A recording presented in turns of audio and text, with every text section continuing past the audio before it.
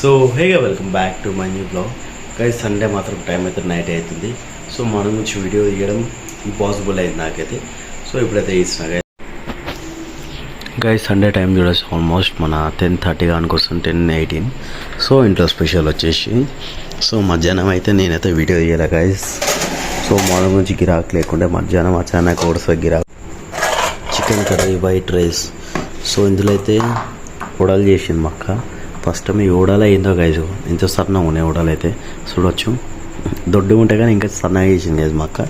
So ఇందులో కూడా ఉండాలి, ఇదేం లేవు గైజ్. చేసినారు, తినేసినారు అనుకుంటా, 2-3 పెట్టినారు అంతే గైజ్. 2 ఉంచినారు గైజ్. మా ఇంట్లో మొత్తం తినేసి మధ్యాహ్నం చేసినారు. మధ్యాహ్నం నుంచి ఎంజాయ్ చేసుకుంటున్నారు.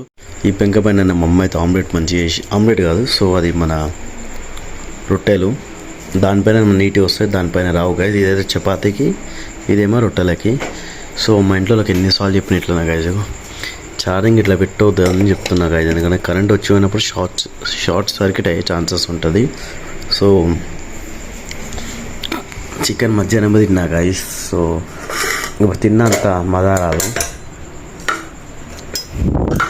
బిర్యానీ ఏమనగా మా మమ్మీకి బిర్యానీ మంచిగా చికెన్ ముక్కలు వేసుకుందాం. లెగ్ పీస్ మా అక్క తినేసింది అనుకుంటా గైస్. చాలు, ఎక్కువ కూడా ఓవర్ తినొద్దు గైస్, కొంచెం కొంచెం తినాలి. దీని ఎమ్మటి రొట్టె, నేను ఒక్కో తింటే గొప్ప విషయం గైస్. మా పిన్ని కొడుకు మినిమం 5 రొట్టెలు తినేస్తాడు గైస్. మా తమ్ముడు అంత డేంజర్, విలేజ్లో ఉంటాడు. విలేజ్లో ఉన్న వాళ్ళు అయితే రెగ్యులర్గా రొట్టె తినడం అలవాటే కదా గైస్.